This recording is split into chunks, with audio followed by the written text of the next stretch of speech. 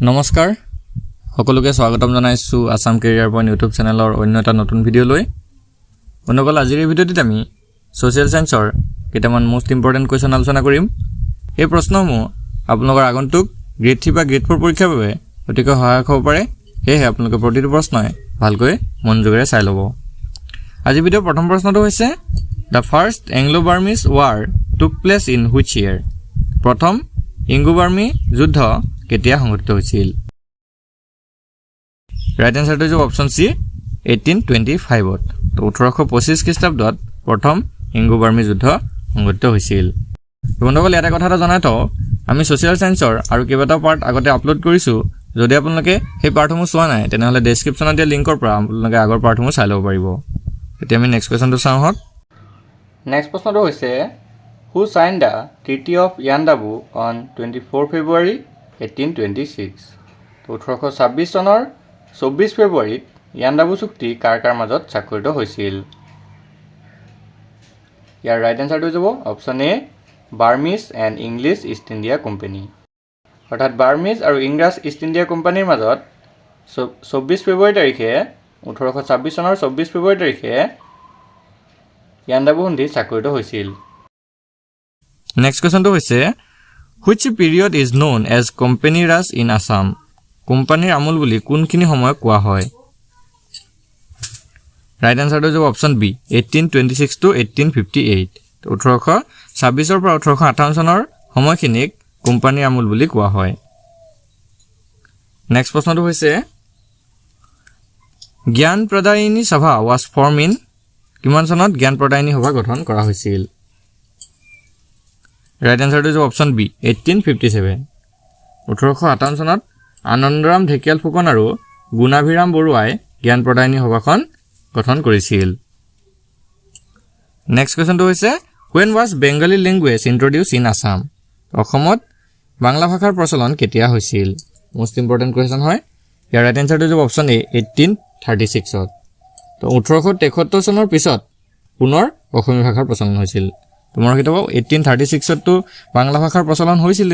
আৰু তেতিয়া পিছত আকৌ 1873 অৰ্থাৎ 1873 পৰা অসমীয়া ভাষাটো অসমত আকৌ প্ৰচলন হৈছিল নেক্সট কোৱেশ্চনটো হৈছে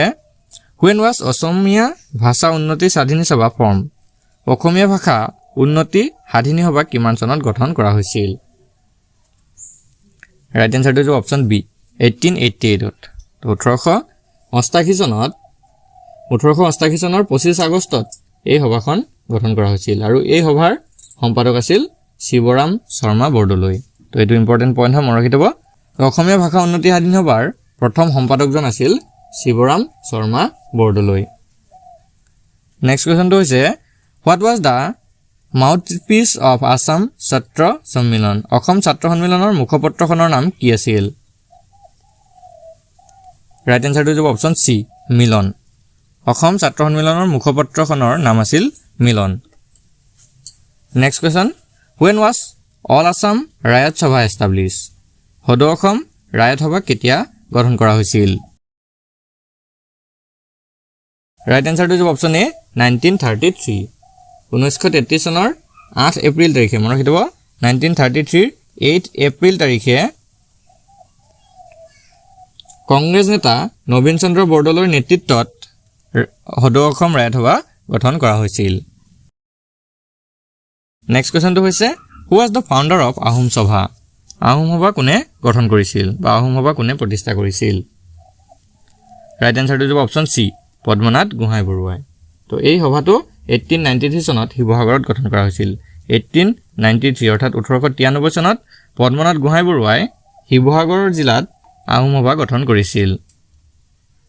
নেক্সট কোৱেশ্চনটো হৈছে যোৰহাট সাৰ্বজনিক সভা was constituted in 1884 under the leadership of 1884 চনত কাৰ নেতৃত্বত যোৰহাট সাৰ্বজনিক সভা গঠন কৰা হৈছিল তো ইয়াৰ ৰাইট আনসাৰটো হ'ব অপচন এ জগন্নাথ বৰুৱা বন্ধুসকল যোৰহাট সাৰ্বজনিক সভাৰ প্ৰথমজন সম্পাদক আছিল জগন্নাথ বৰুৱা আৰু ইয়াৰ প্ৰথম সভাপতি আছিল নৰনাৰায়ণ সিংহ নেক্সট কোৱেশ্চনটো হৈছে Who was the first president of Assam Province Congress Committee Assam প্ৰদেশ কংগ্ৰেছ কমিটিৰ প্ৰথম গৰাকী সভাপতি কোন আছিল ৰাইট এনসাৰটো হ'ব অপচন বি কুলধৰ চলিহা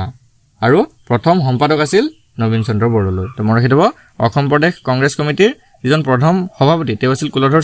চলিহা আৰু যিজন প্ৰথম সম্পাদক তেওঁ আছিল Nabin Chandra Bordoloi next question who was the first officially elected president of Assam Provincial Congress Committee অৰ্থাৎ অসম প্ৰাদেশিক কংগ্ৰেছ কমিটিৰ প্ৰথমগৰাকী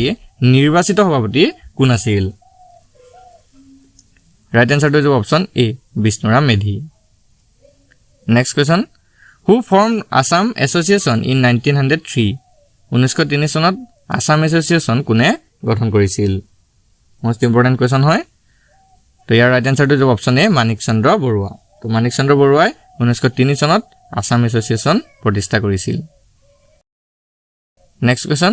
হু was the first editor of জোনাকী অৰ্থাৎ জোনাকীৰ প্ৰথম সম্পাদক কোন আছিল ৰাইট এনসাৰটো হ'ব অপচন এ চন্দ্ৰ কুমাৰ আগৰৱালা আৰু এই জোনাকী আলোচনীখন প্ৰকাশ পাইছিল 1889 ৰ 9 ফেব্ৰুৱাৰী তাৰিখে মনত ৰাখিব 1889 ৰ 9 ফেব্ৰুৱাৰী তাৰিখে জোনাকী আলোচনীখন প্ৰথম প্ৰকাশ পাইছিল next question the first session of Assam ছাত্ৰ সন্মিলন was held under the presidency of কাৰ সভাপতিত্বত অসম ছাত্ৰ সন্মিলনৰ প্ৰথম অধিৱেশন অনুষ্ঠিত হৈছিল ৰাইট এনসাৰটো হ'ব অপচন ডি লক্ষ্মীনাথ বেজবৰুৱা 1916 চনত গুৱাহাটীত অনুষ্ঠিত অসম ছাত্ৰ সন্মিলনৰ প্ৰথম অধিৱেশনত ছাত্ৰ সংগঠনৰ প্ৰথম সভাপতি আছিল লক্ষ্মীনাথ বেজবৰুৱা তো এইকেইটা ভালদৰে আপোনালোকে মনত ৰাখি ল'ব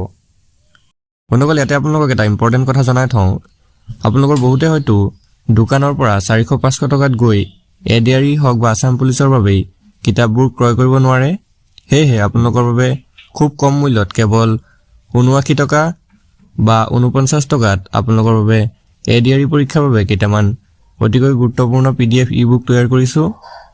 আমাৰ ওচৰৰ পাজৰৰ যিমানবোৰ অফলাইন ষ্ট'ৰ আছে সেই সকলোবোৰ ভিজিট কৰি আপোনালোকৰ বাবে এই পিডিএফবোৰ আমি তৈয়াৰ কৰিছোঁ এই কিতাপবোৰত আপোনালোকে অফলাইনৰ পৰা কিনি অনা কিতাপৰ দৰে আপোনালোকে সকলোবোৰ বস্তু পাব সেয়েহে যদি কাৰোবাৰ এই কিতাপবোৰ বা পিডিএফবোৰ প্ৰয়োজন হয় তেনেহলে আপোনালোকৰ স্ক্ৰিনত থকা নাম্বাৰটোত আমাক হোৱাটছআপ কৰি এই পিডিএফ ই-বুকবোৰ আমাৰ পৰা লৈ ল'ব পাৰিব তো বলক আজিৰ ভিডিঅ'ৰ আমি কোৱেশ্চনসমূহ আলোচনা কৰোঁ next question the first session of all Assam Riot Sabha was held at সদৌ অসম ৰায়ত সভাৰ প্ৰথমখন অধিৱেশন ক'ত অনুষ্ঠিত হৈছিল ৰাইট এনসাৰটো হ'ব option B তিলিকিয়াম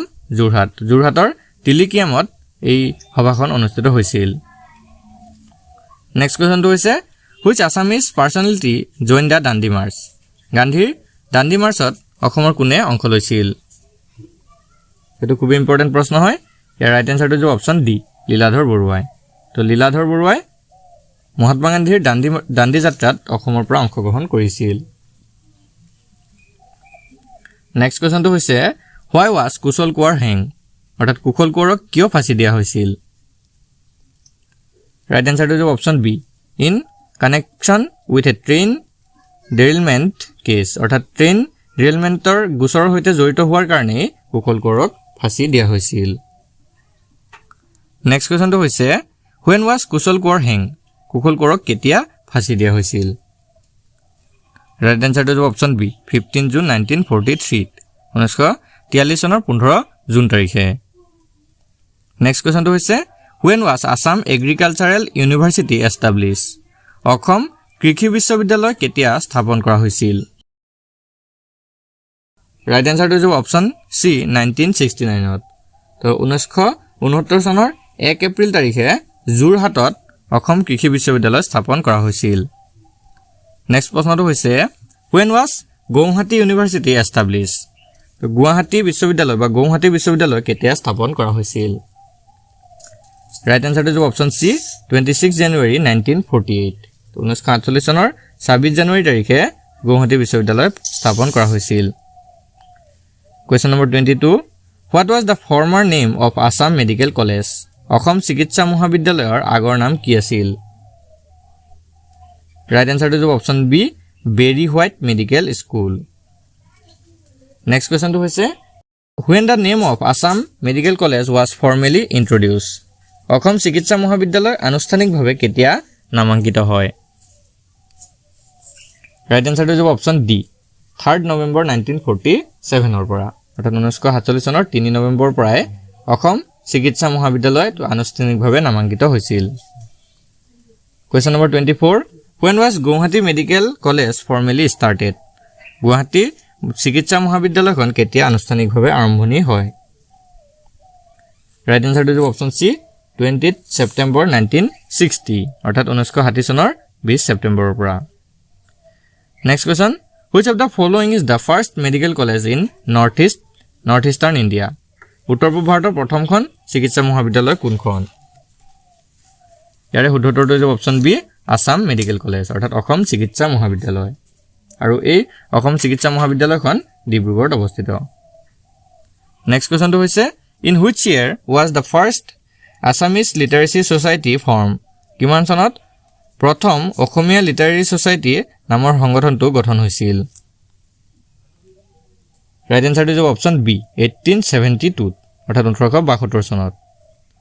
next question Which of the following person led the formation of the literary society?